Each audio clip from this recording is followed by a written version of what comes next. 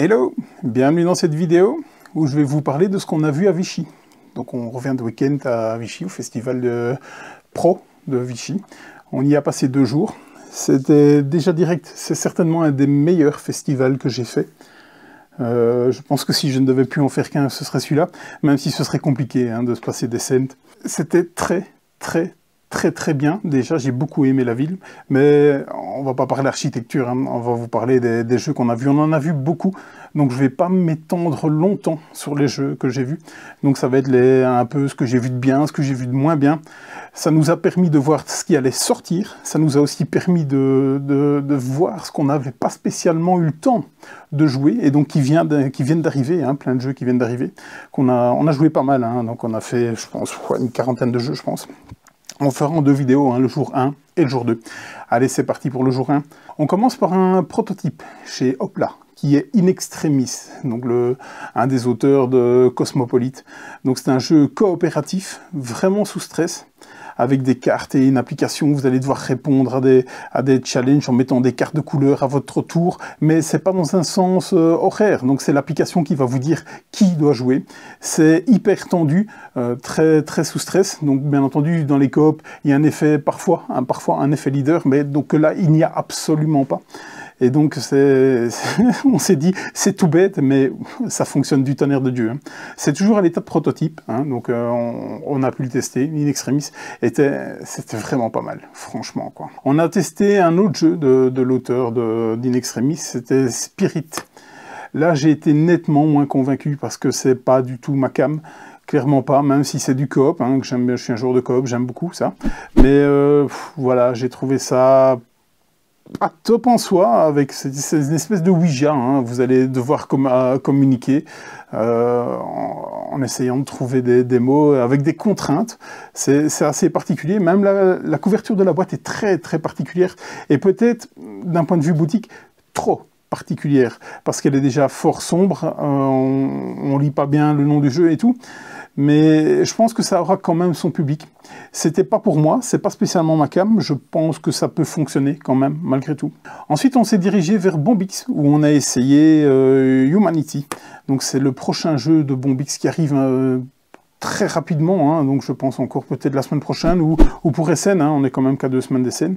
C'était Humanity, donc un jeu compétitif, celui-là, avec une mécanique toute particulière, vraiment de rondelle d'action, où on va déplacer ses ouvriers, mais ces ouvriers vont prendre des tuiles, et en fait, si vous êtes dans le déplacement de la rondelle, donc si vous êtes déplacé par le déplacement de la rondelle, vous allez récupérer vos ouvriers. Donc c'est du placement de tuiles, placement d'ouvriers, avec de la gestion de ressources, et c'est plutôt fort sympa. Donc chez Bombix, la qualité du matos y est toujours, généralement, ils font des très belles choses. Humanity, moi, m'a bien plu, donc bien entendu, on n'en a pas fait une partie complète, ça m'a donné très fort envie de faire une partie complète, en tout cas. Direction Funforge, où on a pu tester Donuts, le prochain jeu de Bruno Cathala, qui arrive là, il est sur la route, il est là.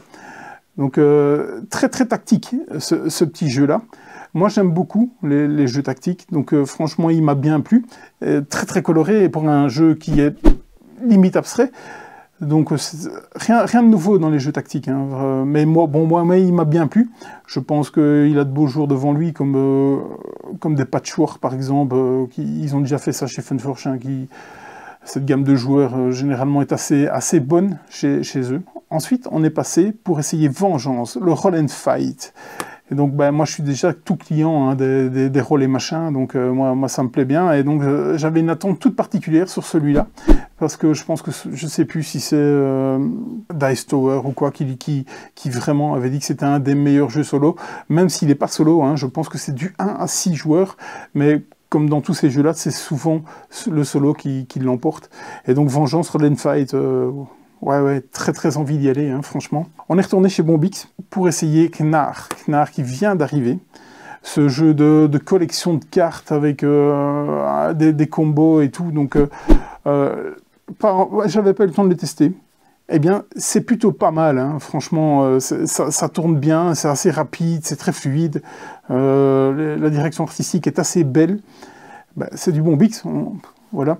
Et ouais, très chouette, franchement, pas spécialement surpris parce qu'on m'avait dit que c'était bien, et je confirme, franchement, j'ai beaucoup aimé Knarr. Ensuite, direction Wilson Jeux, que je lorne depuis plusieurs années pour commander chez eux, parce qu'ils ont de temps en temps des bons jeux. C'est pas spécialement leur fer de lance, les jeux de société, ils sont plus dans les jeux traditionnels, dans les puzzles, ce genre de choses, donc ce que je commande moins. Et donc là, ouais, j'en ai profité pour faire un peu le tour de leur stand, et on est passé sur un petit jeu qui s'appelle Ruse et Trahison. Donc vous allez devoir jouer des cartes, mais ces cartes vous devez d'abord remplir des trésors pour avoir des points de victoire.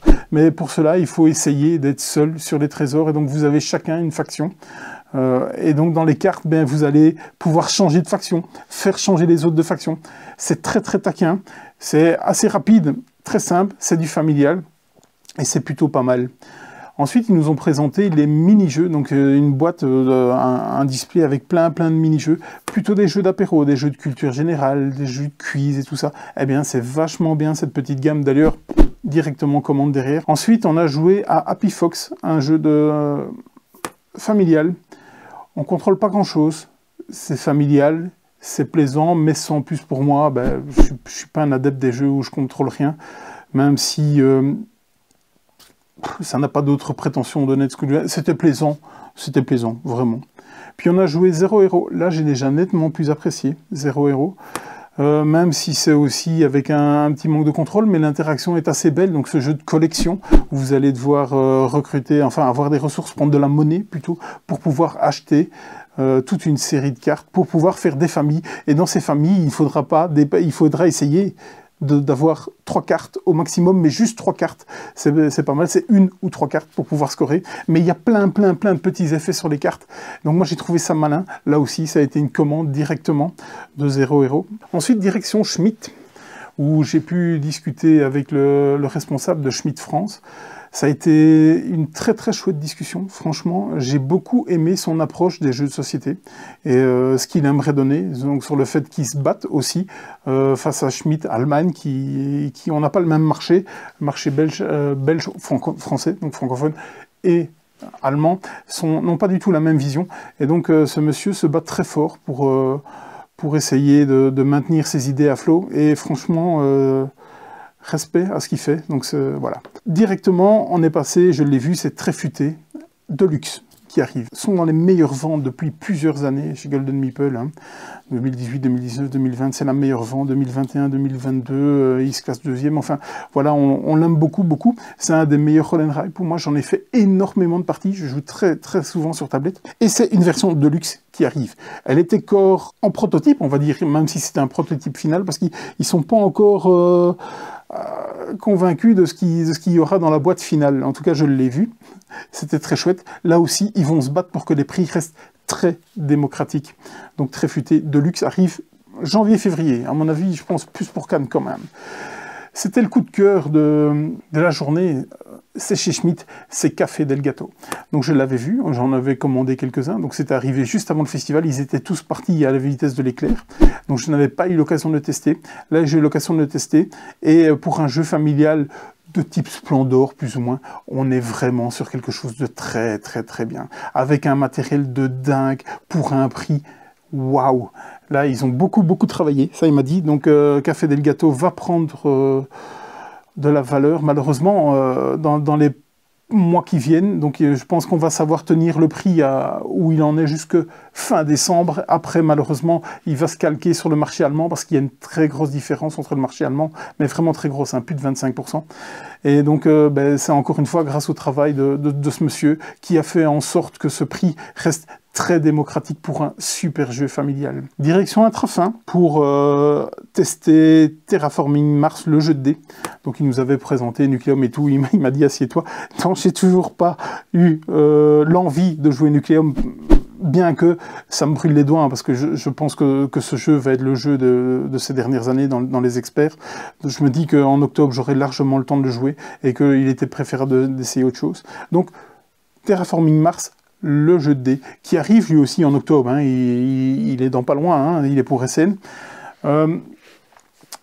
Vous le savez, je pense, je ne suis pas un énorme fan de Terraforming Mars, même si j'aime bien, hein, il faut garder l'église au milieu du village, hein, je reconnais toutes ses qualités, et rares sont les jeux comme Terraforming Mars qui se vendent comme lui, du moins au niveau expert. même si je préfère Ares, hein, largement, très largement Ares à Terraforming Mars. Donc voilà, le jeu de dés, j'étais quand même curieux. Et en fait, si je peux prendre un parallélisme quand même, on pourrait considérer Terraforming Mars, le jeu de dés, un peu comme Seven Wonders Architect est à Seven Wonders. On n'est pas dans les mêmes catégories, hein. Ne me faites pas dire ce que j'ai pas dit. Donc, ils ont fait Seven Wonders Architect pour amener à jouer à Seven Wonders, même si je pense qu'il y a d'autres jeux qui amènent à jouer à Seven Wonders mieux qu'à Architect. Et bien, donc là, ils ont fait un jeu familial plus peut-être, on commence dans les catégories avec des plus, des moins, pour amener les joueurs de niveau familial vers la gamme de Terraforming Mars. Je l'ai testé.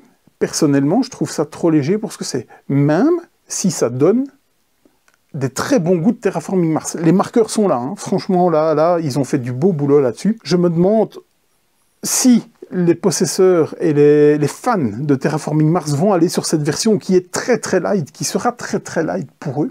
Mais encore une fois, si le public cible est d'amener le public familial vers Terraforming Mars, alors là, je pense que c'est réussi à 100%. Parce que le jeu n'est pas compliqué, on l'a joué avec ma femme qui ne joue pas ce genre de jeu, clairement pas. Elle n'a rien compris quand on lui a expliqué. Quand le premier tour, il a fallu l'aider, le deuxième tour, il a fallu l'aider, le troisième tour, c'était parti. Donc, franchement, au niveau des règles, c'est super simple. Pour un jeu dans la gamme de Terraforming Mars, avec tous les marqueurs qui va avec. Voilà, donc je ne sais pas si les gros joueurs vont y trouver leur compte. Si c'est pour amener les familles vers Terraforming Mars, je pense que c'est réussi, franchement.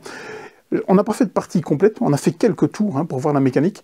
J'aimerais quand même bien l'amener à son terme, une ou deux fois, pour voir vraiment à la fin du jeu où est-ce qu'on en est. La partie, à mon avis, où on en était, parce qu'on a joué qu'un quart d'heure, en 3/4 d'heure, ça doit être plié, donc format familial. Donc, je pense que les attentes à ce niveau-là, pour ce jeu de ce calibre, sont attendues. Il faut juste faire attention aux fans de Terraforming Mars qui vont peut-être croire que c'est Terraforming Mars, le jeu de dés. C'est pas spécialement ça. J'essaie de me faire comprendre, mais voilà. Et tous les goûts y seront, mais voilà, il manque peut-être de la complexité d'un Terraforming Mars, même si, pour un jeu familial, on est pas mal quand même. Donc, c'est du beau boulot qu'ils ont fait. Si, franchement, ils visent cette catégorie-là, alors là, c'est en plein dedans, je pense. Ensuite, on est descendu chez BlackRock. BlackRock qui nous a bien fait comprendre que nous, les Belges, on n'était pas chez eux. Hein. Donc, on travaille avec Hachette et Geronimo pour la plupart de leurs titres, et nous l'ont bien fait comprendre, et donc vous allez devenir mes nouveaux copains. Donc on a essayé, en attendant, on devait attendre que la table de Faraway se libère, et donc on était à la table de Quickshot. Quickshot, eh bien, la personne qui me l'a expliqué, il m'a déjà perdu au premier mot. Il m'a dit c'est une bataille royale. Je déteste ça. Je déteste ça au plus haut point. Donc, avec Quickshot, très très rapide le jeu de bataille royale par carte. Ça, les parties durent 2-3 minutes, eh bien j'ai perdu 2 ou 3 minutes de ma vie, clairement. Mais ce jeu n'est absolument pas pour moi, clairement pas. Je suis absolument pas le public, donc de commencer à essayer de démonter un jeu pour démonter un jeu, c'est pas la peine, c'est pas du tout pour moi. Si vous aimez les batailles royales, quelque chose de tendu, de nerveux, embêter les autres et tout ça, Quickshot est peut-être bien pour vous. Il faut savoir qu'il y a des joueurs qui sont totalement éliminés juste en jouant une carte, mais comme les parties font 2 ou 3 minutes, ça ne devrait pas poser de problème pour les fans de ce genre de jeu. Ensuite, Faraway s'est libéré, et donc on a pu le tester. Je ne suis pas bon à ce genre de jeu, même si à Fantasy Realms, j'essaye de tenir quand même tête aux très bons joueurs. Et donc Faraway est plus ou moins un jeu comme ça, donc vous allez prendre des cartes qui vont vous demander des conditions, pour marquer des points de victoire, et donc il va falloir les remplir avec d'autres cartes. Vous allez essayer de comboter de la mort. Alors, le twist tout à fait particulier, c'est qu'on va poser une dizaine de cartes, les unes à côté des autres, mais après, quand la partie est finie, on va toutes les retourner, face cachée. Et puis on va montrer la dernière carte. Et en fait, quand vous montrez la dernière carte, eh bien, elle doit avoir des prérequis pour être validée. Donc si vous avez des prérequis qui vous demandent 3 ressources et que cette carte n'en génère pas, vous la scorerez pas. Parce que après vous allez retourner la précédente, alors peut-être que la dernière va intervenir, et en fait toutes les cartes que vous avez mises au début ne scoreront pas pour les cartes que vous avez mises à la fin. Par contre, les cartes que vous avez mises à la fin scoreront pour les cartes que vous avez mises au début. Eh bien, je trouve ça vraiment malin. C'est très très plaisant. On a fait une partie, je me suis fait défoncer parce que je suis pas bon à ce genre de jeu, mais j'ai très très envie d'y aller, hein, franchement. Ensuite, on avait un rendez-vous avec Atalia. Atalia qu'on ne voit pas souvent en Belgique parce que ben voilà, les commerciaux ont des énormes territoires à couvrir et donc on les voit pas assez souvent en Belgique. Donc c'était l'occasion franchement de découvrir leur gamme, de voir ce qu'ils avaient. On les connaît, hein, on regarde, mais vraiment plus en profondeur avec des explications et tout ce qui va avec. Et là aussi, il y a eu un coup de cœur. Mais collectif, hein, sur un jeu de leur gamme qui est un jeu enfant, qui est Garat FS. Ce coup de cœur a été donné certainement par la qualité du matériel requis et par quelque chose de spécial à ce jeu, à savoir une bille qui va être aimantée, qui va projeter une chèvre sur les concurrents.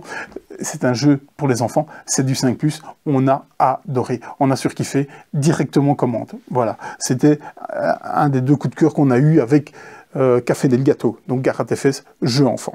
Ensuite, on a parlé de la City Collection de Special Fan parce que Atalia va localiser la City Collection. Certains titres en français, certains titres avec des PDF en français. Et donc, bien entendu, Marrakech vient d'arriver chez eux. Lui, il est en français. Ils vont aussi amener l'extension de Marrakech. Là aussi, c'est commandé directement. Ensuite, il y a des jeux comme Hambourg et New York qui sont disponibles, on les a commandés, on les a fait venir. Là aussi, quelle est la version? Parce qu'il y a des versions essentielles, il y a des versions de luxe, il y a des versions classiques.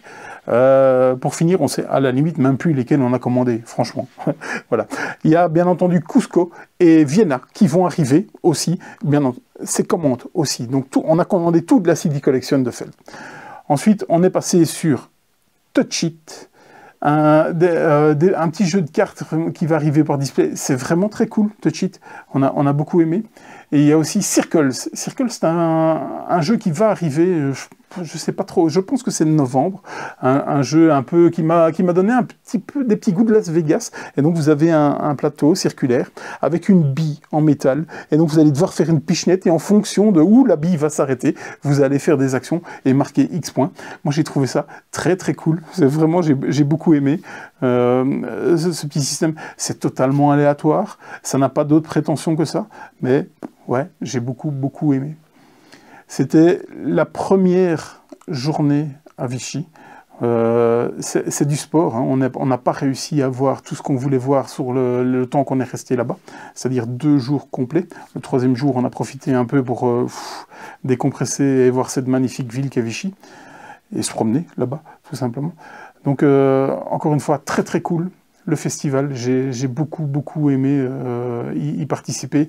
J'ai vu plein de belles choses. On a vu à peu près tout le monde du milieu ludique. C'est très très cool. C'était très bonne ambiance. Ça a fait plaisir. On a pu discuter avec pas mal de monde. On a pu dire les choses qu'on devait dire, parce que des fois il faut dire des choses, même voilà, il faut une fois s'expliquer. Profiter qu'on ait de visu pour s'expliquer. Ça s'est super bien passé. Très bon dialogue avec tout le monde était ouvert au dialogue et franchement très positif que ce festival de Vichy. Et je pense que je ne raterai plus une édition maintenant. Allez, je vous laisse déjà sur tous ces jeux. Allez, à bientôt. Salut!